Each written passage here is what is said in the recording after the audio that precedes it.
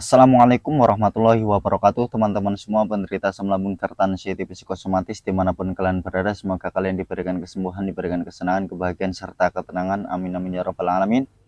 Baik, berjumpa lagi dengan saya tentunya di channel Berpikir Positif, masih tetap mengupas gangguan asam lambung hipertensi psikosomatis. Bagi teman-teman yang baru saja bergabung, alangkah baiknya subscribe terlebih dahulu. Jangan lupa tekan tombol like-nya, komen serta share video ini kepada teman-teman yang juga sedang mengalami gangguan asam lambung hipertensi psikosomatis. Baik, saya bukan dokter, saya bukan ahli medis, saya bukan ahli psikiater, teman-teman. Saya penyintas seperti kalian, mulai dari rasa takutnya, cemasnya, sensasinya yang dikenal dengan 1001 sensasi. Semua saya mengalami dan semua saya merasakan, teman-teman, bagaimana tidak nyamannya, bagaimana rasa gelisahnya, gundah gulana, dan rasa cemasnya, teman-teman. Alhamdulillah saya bisa sembuh dan alhamdulillah saya bisa hidup seperti sedia kala, teman-teman, dan saya yakin pasti kalian juga akan sembuh, teman-teman, dan saya yakin kalian pasti akan hidup seperti sedia kala tanpa ada suatu kecemasan lagi, dan tidak ada istilah parno, istilah mengait-ngaitkan, dan tidak ada istilah menghubung-hubungkan sama penyakit kronis. Dan saya yakin kalian pasti bisa, dan saya yakin kalian pasti menuju kesembuhan, teman-teman. Dan harapan saya semoga video ini bisa menjadikan sebab musabab kesembuhan bagi teman-teman, minimalnya menemani kepada teman-teman yang sedang mengalami gangguan asam lambung hipertensi psikosomatis. Baik, langsung saja teman-teman, kali ini saya akan membahas tentang ayo bangkit semangat dan kunci sembuh dari anxiety disorder itu adalah action. Biar kalian meraih kesembuhan, biar kalian meraih kesenangan, kebahagiaan, serta ketenangan. Kalian kalau seandainya masih tetap meratapi, masih tetap mengikuti pola pikir yang negatif, masih tetap selalu mengikuti kemana arah pikiran negatif itu, tentu kalian akan terus terperangkap dalam lingkaran anxiety, teman-teman. Itu sesuai pengalaman saya. Semakin saya mengikuti pikiran negatif, maka kecemasan semakin tinggi dan ketakutan semakin tinggi, teman-teman. Di saat saya pun dulu mengalami gangguan asam lambung hipertensi psikosomatis, ketika saya itu mengurung diri, itu yang ada selalu mengingat tragedi-tragedi seputar seperti kayak mau pingsan, seperti kayak mau jatuh, juga serasa kayak mau nyungsep itu, teman-teman. Lah, ketika berpikir seperti itu, secara otomatis itu akan menimbulkan suatu sensasi seperti jantung berdebar-debar, nafas berat, juga pikiran juga akan merespon dengan hal-hal yang negatif, juga akan beranggapan hidup tak lama lagi, sehingga berpikiran tentang ranah kematian, teman-teman. Maka alangkah baiknya biar kalian itu nggak selalu berpikir akan tragedi seperti kayak mau pingsan, maka kalian harus mengurung diri, teman-teman. Minimal sekali kalian itu harus mengalihkan dengan sesuatu yang kalian itu senangi, seperti hobi yang dulu kalian itu produktif, maka kembalikan kembali, yaitu produktif dalam hobi terlebih dahulu, teman-teman. Saya yakin kalian itu dulunya produktif, sementara sekarang karena kena gangguan asam lambung hipertensi psikosomatis, kalian tidak lagi produktif, ya kan? Yang ada itu rasanya malas, pengennya rebahan, pengennya mengurung diri karena dihantui oleh ketakutan-ketakutan. Perlu kalian ingat, teman-teman, yang paling utama itu adalah action, ya. Action, kalian itu gerak. Gerak apa? Gerak untuk melakukan prosesnya dan nikmati prosesnya dan sabari prosesnya, teman-teman.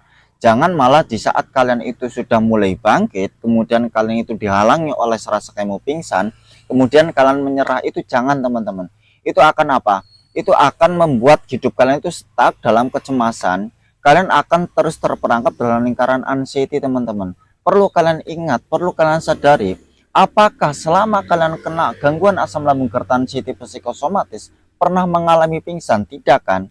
Serasa mau pingsan itu hanya serasa, teman-teman. Itu hanya serasa dan itu tidak benar-benar terjadi pingsan. Itu sesuai pengalaman saya, teman-teman.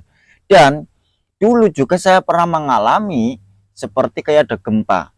Juga sempoyongan, piar-piaran, les-lesan, rasanya itu nggak enak sama sekali dan nggak nyaman. Jantung berdebar-debar, nafas berat, kerongkongan mengganjal, keliengan, pandangan nyata dan tidak nyata, kemudian telinga berdenging, kedutan dan sebagainya, semua itu merasakan, teman-teman. Tapi setelah saya melewati itu semua, nyatanya itu bukan termasuk kronis teman-teman. Maka teman-teman jangan pernah mengait-ngaitkan sensasi yang kalian alami itu disamakan dengan penyakit kronis. Dihubungkan sama penyakit kronis itu nggak ada hubungannya. Nyatanya saya bisa sembuh. Dan apapun sensasinya teman-teman, itu sebenarnya tidak berbahaya. Pokoknya saya ulangi kembali ya teman-teman. Apapun sensasinya bagi penderita asam lambung hipertensi tipe psikosomatis itu tidak berbahaya teman-teman. Itu hanya bentuk respon tubuh yang dikenal dengan istilah psikosomatik dari pikiran teman-teman. Ketika kita selalu mengarah ke hal-hal yang negatif, pikiran ngaco selalu menghubungkan sama hal-hal yang mistis seperti penyakit kronis dan ujung-ujungnya M gitu, yang ada teman-teman sensasinya pada muncul, yang ada itu kena serangan panik, yang ada nafas nggak beraturan, kemudian memicu ke gampang lemes, gampang capek, gampang lelah, juga gampang lapar, ya kan? Pasti kalian sering mengalami kan, gampang capek, gampang lelah juga, padahal setelah makan pun rasanya nggak nyaman, juga setelah makan pun merasakan mudah lapar kan? Karena apa? Karena pikiran tidak ada hentinya, selalu berpikir, pikiran yang selalu membuat energi itu terkuras teman-teman. Yaitu apa? Mikir yang negatif, mikirnya itu di luar ranah itu teman-teman. Juga kebanyakan yang menjadikan penderita asam lambung hipertensi tipe psikosomatis tidak mau bangkit, yaitu selalu membayang-bayangkan hal yang belum terjadi atau hal yang tidak terjadi itu sudah dibayangkan seakan-akan itu akan terjadi. Seperti apa? Itu sudah dipikirkan. Ya saya tahu betul teman-teman, saya pernah merasakan seperti kayak akan benar-benar terjadi, seperti akan benar-benar pingsan, seperti akan benar-benar itu saya merasakan teman-teman. Karena apa? Karena kita itu memiliki suatu ketraumaan teman-teman. Maka sembuhkan luka batin kalian, sembuhkan pola pikir kalian yang selalu mengingat hal-hal yang negatif itu.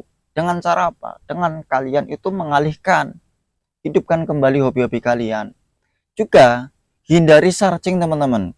Itu sangat mempengaruhi ke pola pikir kalian. Kalau seandainya kalian itu menanyakan sensasi yang kalian alami itu kalian tanyakan kepada Google, yang ada kalian itu akan tersugesti. Akhirnya jawaban yang kalian cari itu akan terngiang-ngiang di otak kalian teman-teman. Itu sesuai pengalaman saya. Apalagi kalian main sosmed yang mana uploadan itu berupa kabar duka, berupa penyakit kronis, yakin kalian pasti akan tetap terngiang-ngiang, yakin kalian pasti akan menyamakan, yakin kalian pasti akan menghubung-hubungkan itu. Maka biar kalian nggak seperti itu, biar nggak pikiran ngaco terus menerus akan ketraumaan suatu hal yang belum terjadi atau tidak terjadi gitu, maka hindari searching dan hindari bermain sosmed yang tidak ada hubungannya di kehidupan kalian saat ini teman-teman. Itu sesuai pengalaman saya, dan saya dulu pun sampai beberapa bulan itu saya berhenti bermain HP, bermain sosmed teman-teman. Itu berhenti total teman-teman. Bahkan story WA pun saya nggak pernah melihat teman-teman. Karena apa? Karena menjaga pola pikir saya biar nggak terlalu penuh.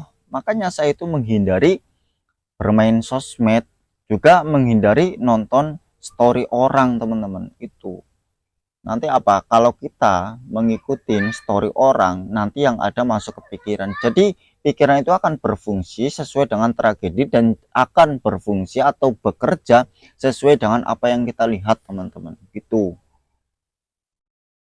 Juga kalian jangan terlalu memperhatikan perubahan tubuh teman-teman. Memang kebanyakan penderita anxiety disorder itu selalu memperhatikan perubahan tubuh. Bercermin pun dilihatin, wajahnya masih gemukan enggak, wajahnya masih gembil enggak, wajahnya masih berdaging enggak, pipinya masih gembil enggak. Sampai seperti itu, saya juga dulu gitu. Itu kesalahan teman-teman sebenarnya. Apalagi kalau kurusan, aduh ini kurusan, aduh jangan-jangan ini penyakit kronis nih. Aduh jangan-jangan enggak lama lagi nih. Kebanyakan seperti itu. Bahkan BAB pun, ya kan, BAB pun itu dilihatin, ya, tidak hanya sekedar BAB, bahkan ketika celek-celekit atau kedutan pun udah langsung feelingnya aneh, feelingnya selalu penyakit kronis gitu. Saya juga mengalami seperti itu teman-teman. Maka sudah, kalian jangan terlalu memperhatikan perubahan tubuh teman-teman. Sudahlah, kalian nanti akan apa, terjebak dalam lingkaran anxiety. Kunci biar kalian itu lupa akan tragedi yang menakutkan itu kalian sering melakukan aktivitas yang tentunya positif dan juga hal yang menyenangkan dan menenangkan teman-teman. Hidupkan kembali deh hobi-hobi kalian. Sudah banyak kok yang sembuh teman-teman. Kenapa kalian kok belum kunjung sembuh? Ya karena itu, kalian masih selalu mengingat-ingat hal-hal yang telah terlewati. Padahal ketika kalian mengingat, itu tidak membuat solusi dan itu akan menguras energi teman-teman. Ya kalau seandainya karena itu mengingat flashback itu hanya untuk meningkatkan motivasi dan dijadikan suatu solusi, ya itu nggak apa-apa. Seperti ini contohnya. Alah kemarin juga merasakan seperti mau pingsan kok nyatanya nggak pingsan. Alah kemarin juga merasakan kayak mau jatuh kok nyatanya nggak jatuh. Alah kemarin saya menduga-duga berprasangka ini penyakit kronis, ketika saya periksa lagi ke rumah sakit nyatanya bukan penyakit kronis, nyatanya bukan penyakit berat. Lah itu nggak apa-apa kalau seperti itu. Kalau mengingat itu untuk sebagai solusi, flashback untuk membuat motivasi itu teman-teman, nggak apa-apa. Sebenarnya apapun sensasinya itu tidak berbahaya. Juga ketika ada sensasi terima aja itu nggak bahaya teman-teman. Juga kalian ya sembari afirmasi positif, tapi tidak hanya sekedar afirmasi positif, kalian harus ada action mengalihkan teman-teman. Ya, sensasi itu nggak bahaya dan sifat sensasi itu sebentar teman-teman, hanya numpang lewat saja. Jadi kalian harus kurangi ngeluh teman-teman. Sudah kurangi ngeluh aja. Bersikap masa bodoh, apapun sensasinya itu tidak berbahaya. Kalian fokus saja action, kalian fokus saja menjalani olahraga teman-teman, menjalani metode-metodenya, sabari. Kebanyakan penderita anxiety disorder menuju sembuh itu semua pasti ya kepengen ya sembuh, tapi tidak tahan di tahap action, tidak tahan di tahap proses teman-teman. Pengennya itu instan-instan, pengen cepat-cepat sembuh. Padahal teman-teman, semua itu butuh proses. Dan semua itu butuh kesabaran.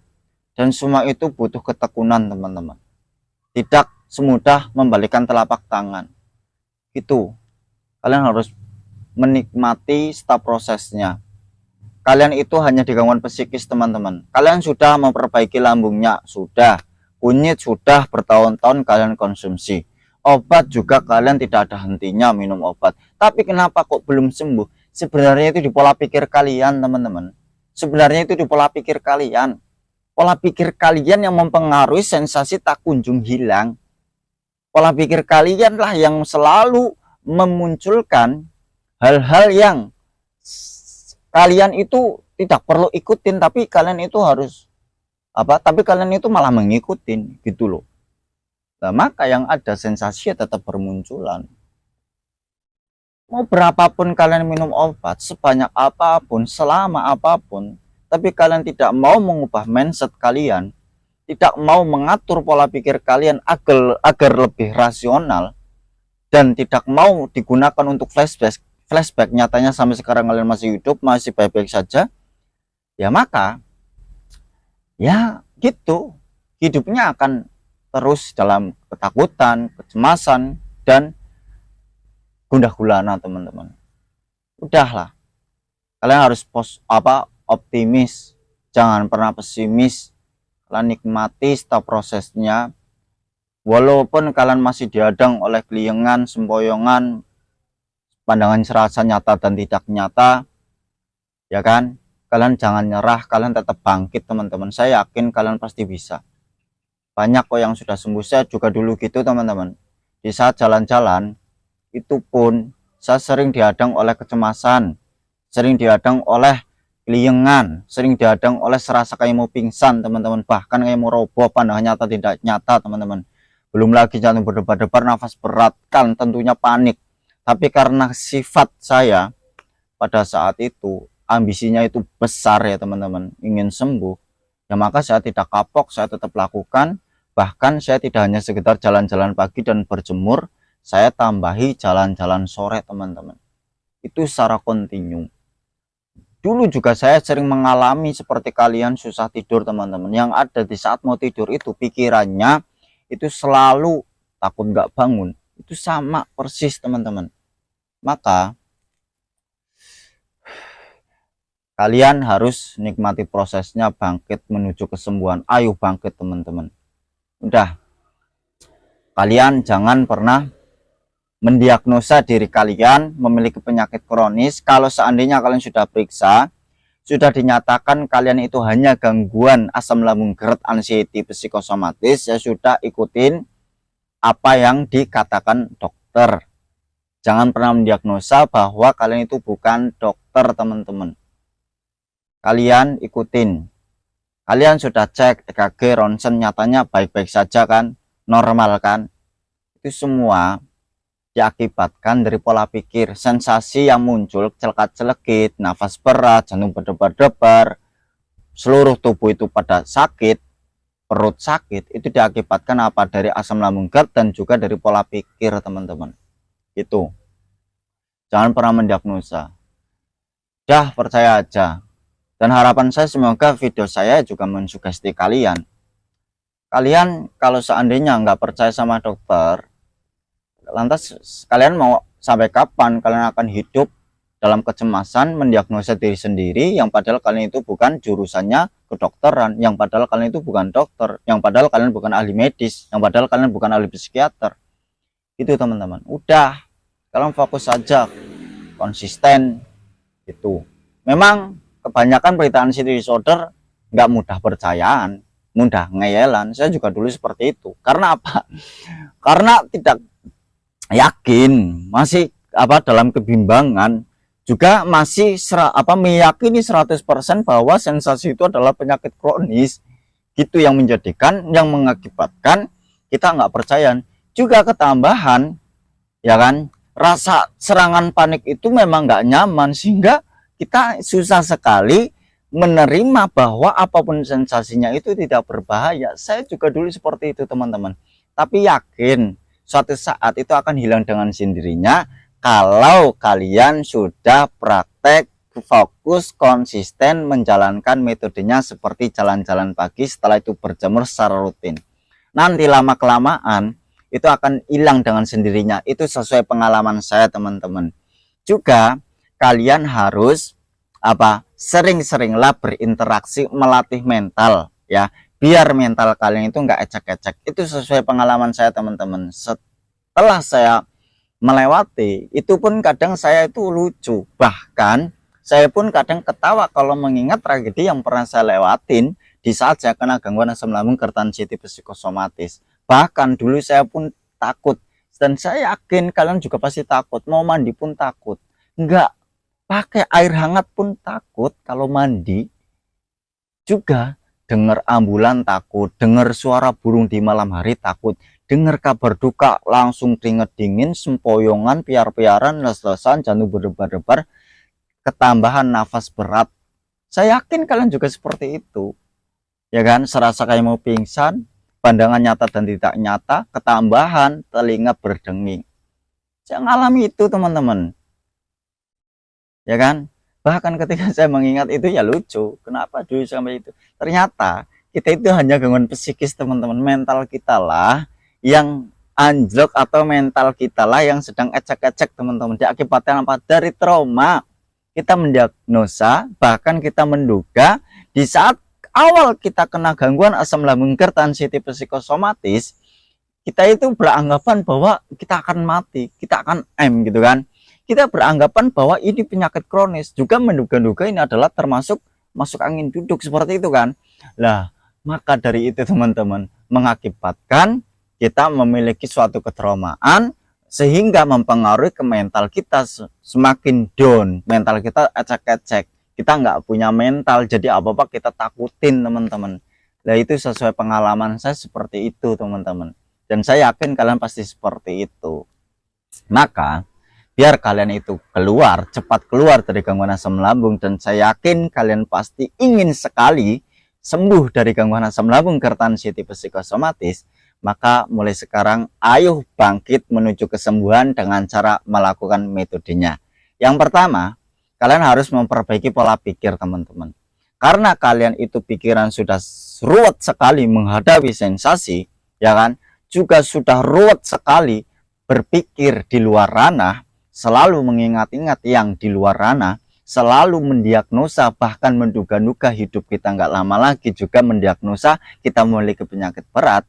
Maka alangkah baiknya biar kalian itu nggak tersugesti, nggak terngiang-ngiang hal tersebut, hal yang negatif. Maka mulai sekarang kurangilah bermain sosmed, biar nggak over pikirannya. Juga kalian harus kurangi atau hindari, lebih utama itu hindari searching teman-teman.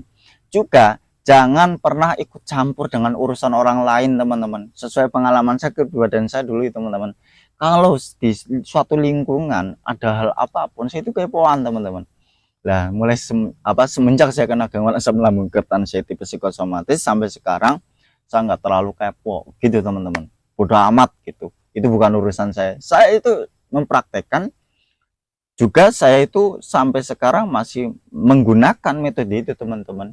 Sekarang itu saya menjadi kepribadian yang bodoh amatan teman-teman. Dulu saya nggak bodoh amatan, sekarang saya berlatih bodoh amat teman-teman.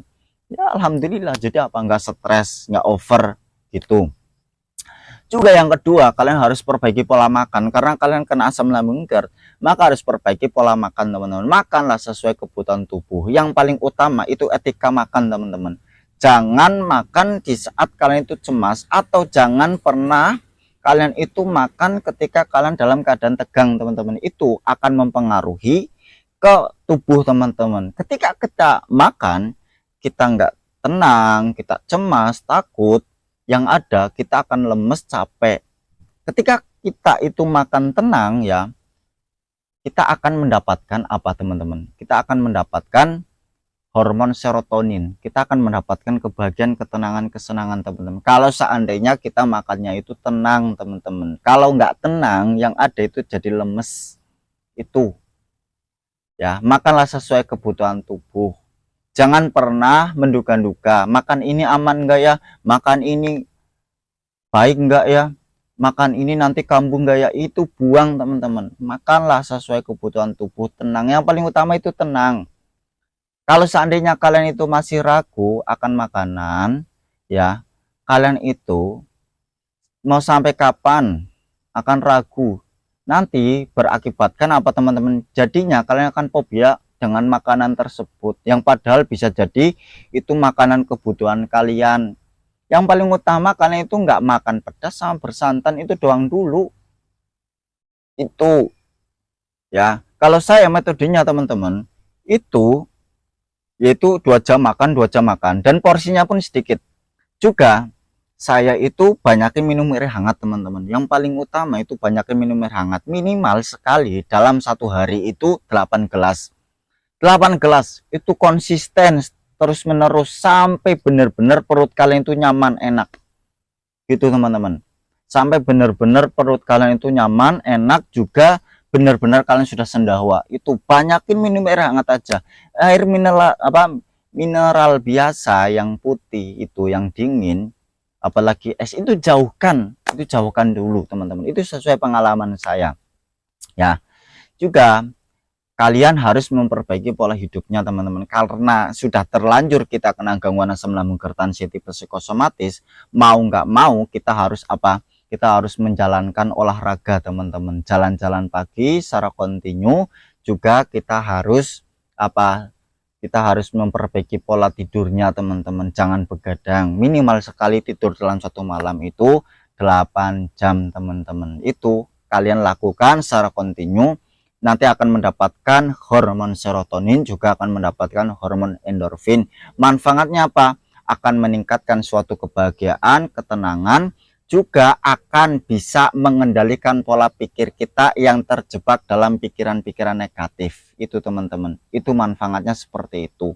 Nah biar kalian nggak selalu monoton ya melihat hal-hal di dalam rumah, Juga biar kalian nggak monoton pola pikirnya mengingat akan sensasi, maka luangkanlah waktu kalian, mainlah ke kebun, ke sawah, melihat hijau-hijauan. Kalau perlu, mainlah ke sungai, melihat air yang mengalir. Itu fungsinya guna untuk menetralisir saraf yang menegang, teman-teman. Lah, sembari kalian sering-seringlah interaksi untuk mendobrak mental, biar mental kalian itu semakin meningkat, biar kalian itu tidak memiliki mental yang acak-acak, teman-teman. Itu sesuai pengalaman saya. Lakukan terus menerus, saya yakin kalian pasti bisa, dan saya yakin kalian pasti akan sembuh, teman-teman. Tetap semangat, tetap berjuang, dan saya yakin kalian pasti bisa melewatinya. Kurang lebihnya mohon dimaafkan. Wassalamualaikum warahmatullahi wabarakatuh.